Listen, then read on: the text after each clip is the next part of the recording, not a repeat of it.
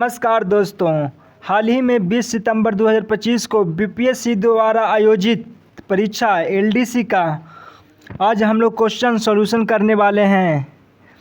तो चलिए शुरू करते हैं। पहला क्वेश्चन हमारा है, कालिम्पोंग पर्यटन केंद्र कहाँ स्थित है? तो इसका आंसर हो जाएगा हमारा पश्चिम बंगाल। अब नेक्स्ट क्वेश्चन की बात करते हैं हम।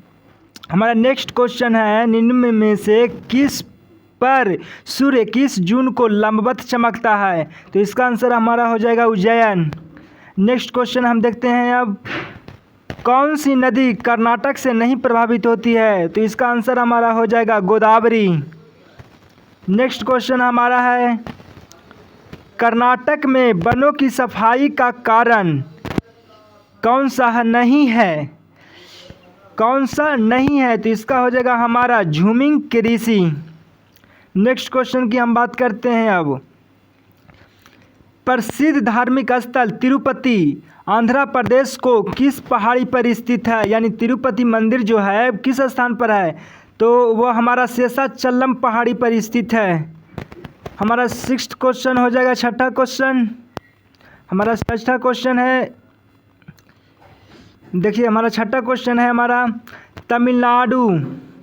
तमिलनाडु का सबसे बड़ा नमक उत्पादन केंद्र कौन है? तो हमारा हो जाएगा तूतीकोरिन। सातवां क्वेश्चन हमारा है, कावेरी नदी की कुल लंबाई कितनी है? तो 802 किलोमीटर है। हमारा आठवां क्वेश्चन है हमारा, सोन नर्मदा महानदी की उत्पत्ति स्थल अमरकंटक कहाँ स्थित है? तो ये हमारा मैकाल श्रेणी में स्थित है। नौवां क्वेश्चन हमारा है, भारत में शीतकालीन में अधिकांश वर्षा किस मानसून से होती है? तो इसका आंसर हो जाएगा हमारा ऑप्शन नंबर बी, उत्तर पूर्वी।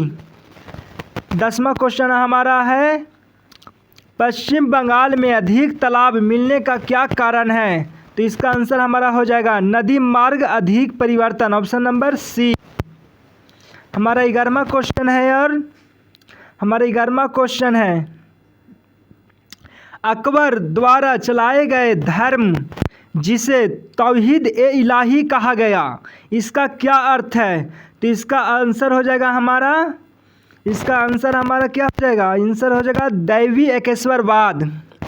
हम नेक्स्ट क्वेश्चन की बात करते हैं, 12वां क्वेश्चन, यानी कि मुगल शासन व्यवस्था में मुहित शिव नामक अधिकारी को औरंगजेब ने किससे विशेष कार्य के लिए नियुक्त किए थे? तो इसका आंसर हो जाएगा हमारा, इसका आंसर हो जाएगा हमारा कौन सा?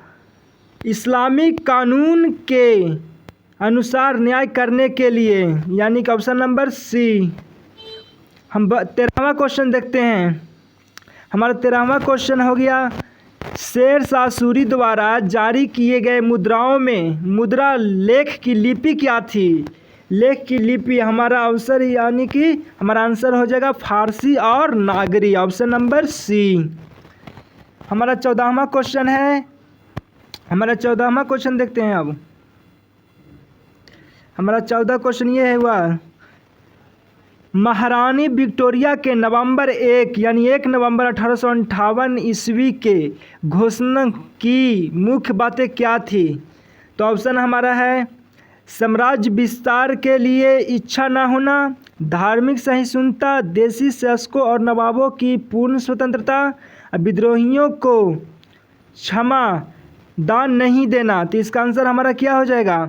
इसका आंसर हो जाएगा हमारा, इसका आंसर हमारा क्या क्या हो जाएगा? पहला हो जाएगा साम्राज्य विस्तार की इच्छा ना होना, ऑप्शन नंबर ए, और ऑप्शन नंबर बी धार्मिक सहिष्णुता। तो चलिए हम देख लेते हैं इसका आंसर क्या होगा। ऑप्शन में इसका है कौन सा? 1 और 2, 1 और 2 किस में है? यानी ऑप्शन नंबर बी 1 और 2 सही है।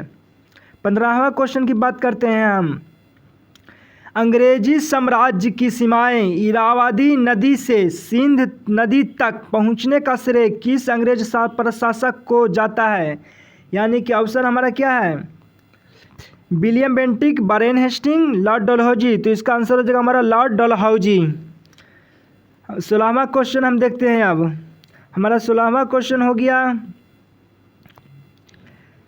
पूरा स्थल सेनुआर किस संस्कृति का प्रतिनिधित्व करता है?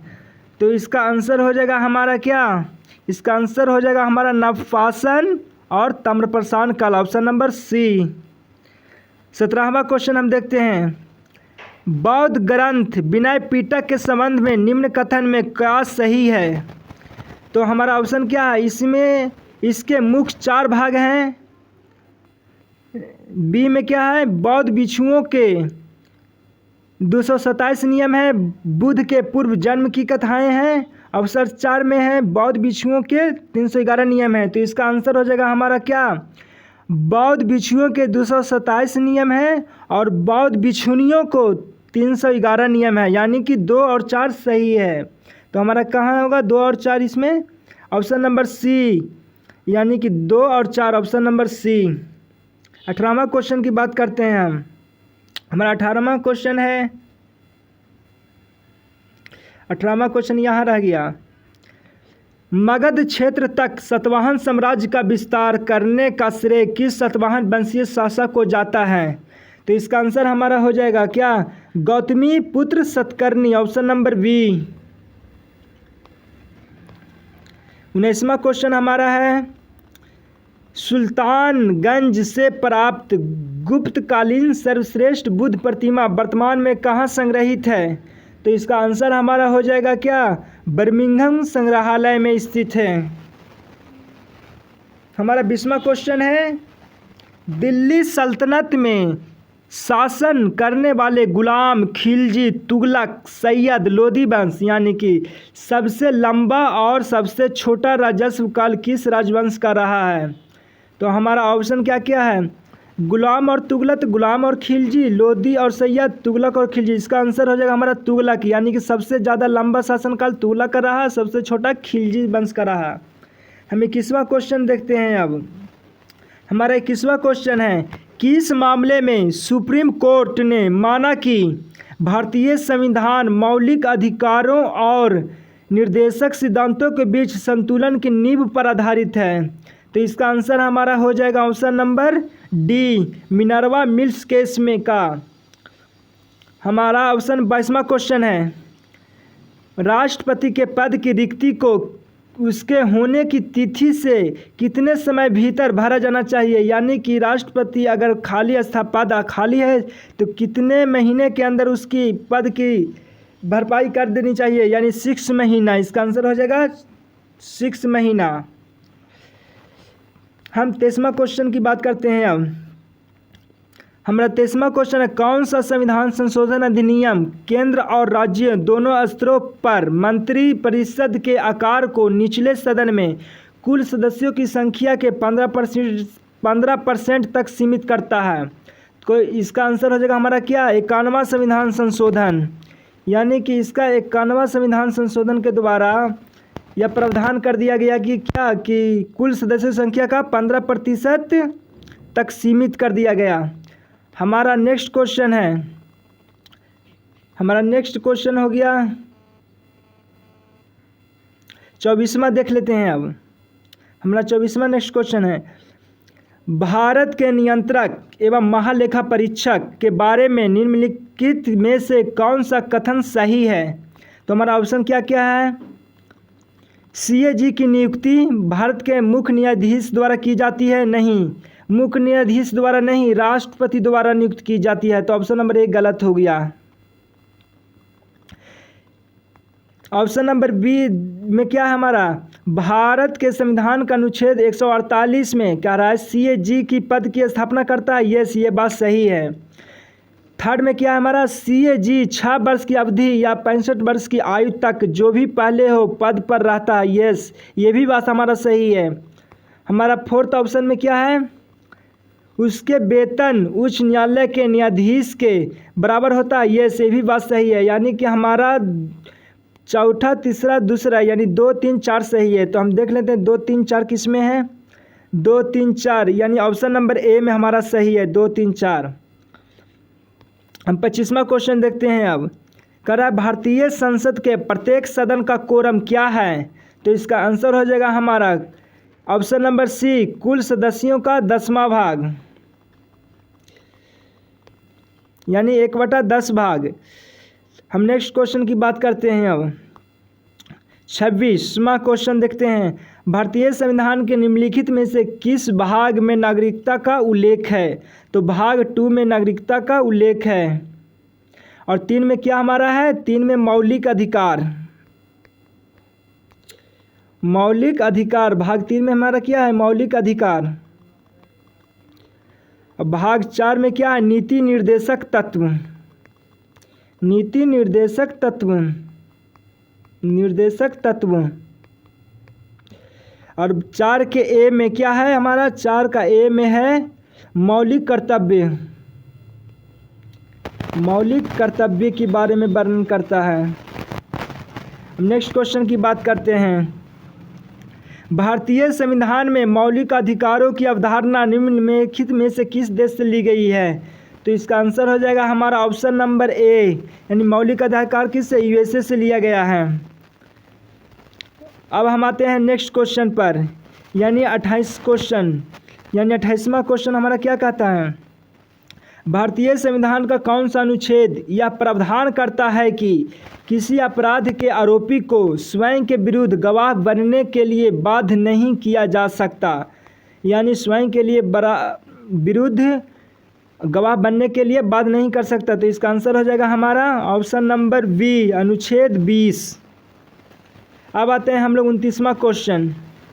हमारा 29वां क्वेश्चन हो गया, यहाँ रहा, कहता भारतीय संविधान में कितने प्रकार के रीट का उल्लेख है? तो हमारा आंसर हो जाएगा ऑप्शन नंबर डी, यानी 5 प्रकार की रीट का उल्लेख है। हमारा सबसे लास्ट क्वेश्चन हम देखते हैं 30वां क्वेश्चन। निम्नलिखित अनुच्छेदों को उनके मुख्य प्रावधानों से सम्मिलित करें। तो हम देखते हैं क्या क्या है। अनुच्छेद 40, अनुच्छेद 40 में हमारा क्या है? पंचायती राज। पंचायती राज। अनुच्छेद 44 में क्या है? समान नागरिक संहिता। समान नागरिक संहिता। नागरिक संहिता। हमारा अनुच्छेद 50 में हो गया क्या? हमारा 50 में हो गया न्यायपालिका को, अनुच्छेद 50 में है क्या? न्यायपालिका को, न्यायपालिका को कार्यपालिका से अलग करता है। अनुच्छेद 51 में क्या है? हमारा अनुच्छेद 51 में हो गया अंतर्राष्ट्रीय शांति और सुरक्षा को बढ़ावा देना। यानी कि हमारा क्या हो जाएगा इसका आंसर? 40 का हो जाएगा 40 का 3, यानी 40 का क्या? ए का 3 होगा, ए का 3, और हो जाएगा हमारा बी का क्या हो जाएगा? बी का हो जाएगा 4, यानी कि बी का क्या हो जाएगा? 4, समान नागरिक संहिता। यानी कि ए का हो जाएगा 3 और बी का 4 और सी का 1। तो देखते हैं हम लोग किस में मिलान किया गया है। ए में देखते हैं 40 में क्या है? पंचायती राज। ए का 3, ए का 3 किस में है? ए का 3 2 गो में है। बी का 4, यानी कि बी के 4 44 अनुच्छेद में समान नागरिक। बी का 4 किस में है? बी का 4 इसमें है और एक इसमें है। और सी का देखते हैं हम लोग। सी का हमारा क्या हो गया? सी का हमारा हो गया अनुच्छेद 50 में क्या है? न्यायपालिका को कार्यपालिका से अलग, यानी सी का 2। सी का 2 किस में है? सी का 2, यानी कि ऑप्शन नंबर हमारा हो जाएगा आंसर डी सही। ए का 3, बी का 4 और सी का 2 और डी का 1। तो अगर जानकारी अच्छी लगे हो तो वीडियो को लाइक, चैनल को सब्सक्राइब, शेयर जरूर करें। अगले वीडियो में हम लेकर आएँ 30 से अगला क्वेश्चन लेकर आएंगे, 30 से 60 तक के। तब तक जय हिंद।